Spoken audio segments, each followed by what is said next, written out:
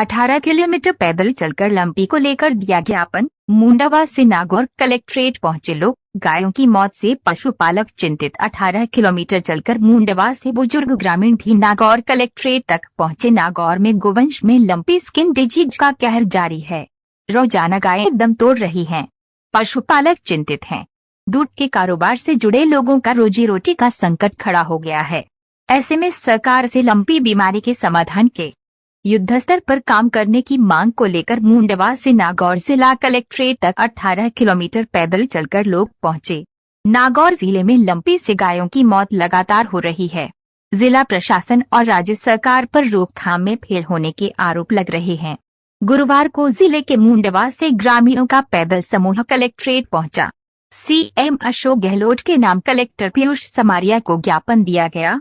मुंडावा से 50 लोगों का समूह सरकार के खिलाफ नारेबाजी करते हुआ यहां पहुंचा।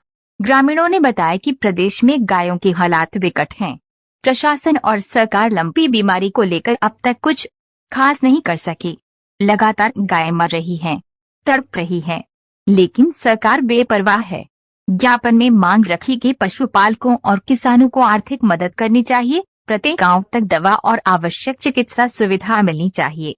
मांग ये भी रखी कि सरकार को तत्काल ही संविदा पर पशु चिकित्सकों की भर्ती करनी चाहिए ताकि तड़प रही गायों का समय पर उपचार हो सके।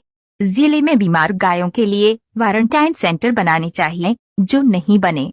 वहीं जिला स्तर मृत पशुओं का निस्तारण तक नहीं हो रहा है। देखो, गौशाला मेरे नागौर विधानसभा क्षेत्र में 39 गौशालाएं हैं, मतलब 39 गौशालाएं रजिस्टर्ड हैं। उन सभी को मैंने जो है 20-20 हज़ार रुपये प्रत्येक गौशाला को दिया है दवाई के लिए। लंपी का इस समय जो भयावह चल रहा है, उस हिसाब से प्रशासन जागरूक नहीं है। गांवों में भी इस प्रकार के जो आवारा पशु बहुत बड़ी संख्या में है, और उन आवारा पशु जहाँ भी उसके तकलीफ हो गई, बैठ गया, खड़ा रह गया, उसको समय पर लाना, दवाई देना, ये बहुत बड़ी समस्या है। हालांकि गोपत लगे हुए हैं, गाड़ियाँ लेकर के घूम रहे हैं, जहाँ जहाँ भी जंगलों में और में पड़तों में जहाँ जहाँ गौचार है वहाँ सब जगह घूम करके दवाई दे रहे हैं, कर रहे हैं, परंतु फिर भी ये बहुत बड़ी समस्या है। इसीलिए जन जागरण हो, जनता को जागृत करें। प्रशासन उसमें अपना रोल जिस प्रकार से अदा करना चाहिए वो नहीं कर पा रहे हैं।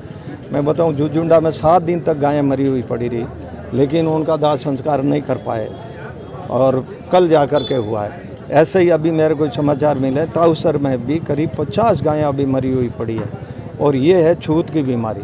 इस पे जो भी कुत्ता है और ऐसे जानवर हैं उसको मुंह लगाते हैं, करते हैं, या मच्छर मक्खियाँ जैसे छूत की बीमारी है और ज़्यादा फैल रही है। किसान इस समय बहुत ज़्यादा परेशान है, परंतु सरकार भी उस हिसाब से कोई कदम उठाए ऐसा लगता नहीं।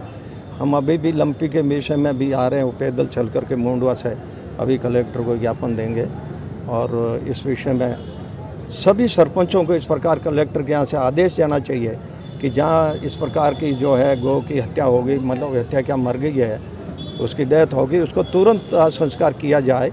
आज जो भी ज़मीन है वहाँ की जाए। इस प्रकार का नहीं तो इस प्रकार का गाँव में आपस में माहौल है, यहाँ नहीं वहाँ नहीं, ऐसे करके कोई आगे नहीं होना चाहता। फिर ये सरपंचों में ये वोटों की बीमारी बहुत बड़ी है। आम व्यक्ति क्या है, इस प्रकार का राजनीतिक बना हुआ है, ये इसको कहेंगे तो वोट टूट जाएंगे, वहाँ करेंगे तो वो नाराज़ हो जाएंगे। इस प्रकार की समस्या से ये सब ग्रसित है। इसलिए इसमें प्रशासन को ही पहल करनी पड़ेगी, और उस समय जहाँ भी ऐसी सूचना मिलती है तुरंत जा कर के ये करें। ये मेरा ऐसा है। यदि और भी आवश्यकता पड़ेगी तो मैं जो है विधायक से गौशालाओं को देने के लिए तैयार हूँ। अभी मैंने रजिस्टर्ड गौशालाओं को दिया है 39। इतने दिनों से लंपी से गाय बेचारी तड़प रही है। गाय पूरा गोवंश का अस्तित्व खतरे में है। इतने दिनों में सरकार से दवाई की और उपचार की व्यवस्था तो हुई नहीं, तो मैंने सोचा शायद सरकार कोई ऐसा टीका दे दे जिससे उन तड़पती गायों को सहज सम्मान मौत दे सकें।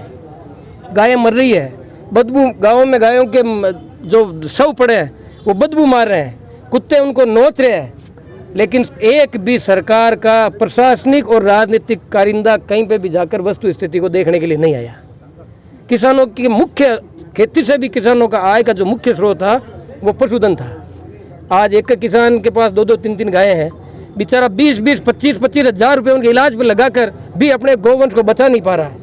ये किसान की कमर तोड़ने वाली बीमारी है, लेकिन सरकार की तरफ से कोई कोई किसी तरह का जन जागरण, किसी तरह का उपचार, किसी तरह का लोगों को सांत्वना देना, कुछ नहीं।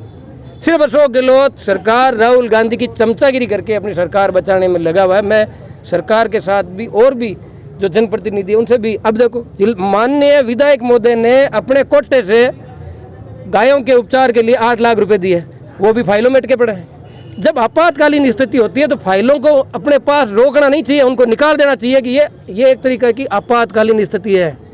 गौवंश और पशुधन पर बहुत बड़ा संकट आया हुआ है। और मोहन जी भाई साहब ने, 1-2 और एमएलओ ने भी अपने विधायक कोष से गौशालाओं में रिलीफ के लिए कुछ पैसा दिया है, लेकिन वो पैसा भी डीआरडी में फाइल में पड़ा है। तो सरकार चाहती क्या है?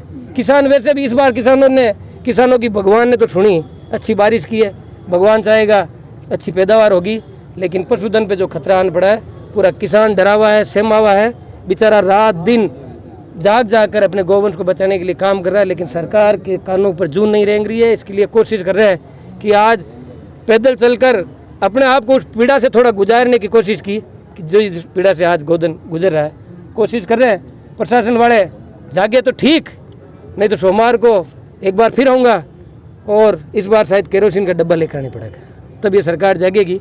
सरकार गौवंश के इस तकलीफ को नहीं समझेगी तो 1-2 किसी कोई भावना में बेकर बलि चढ़ेगा, तब जाके सरकार की आँख कान नाक खुलेंगे। तो ऐसा हम लोगों ने सरकार को जगाने का प्रयास किया। समय रहते जाग जाए, ठीक है, लोगों का भला हो जाएगा।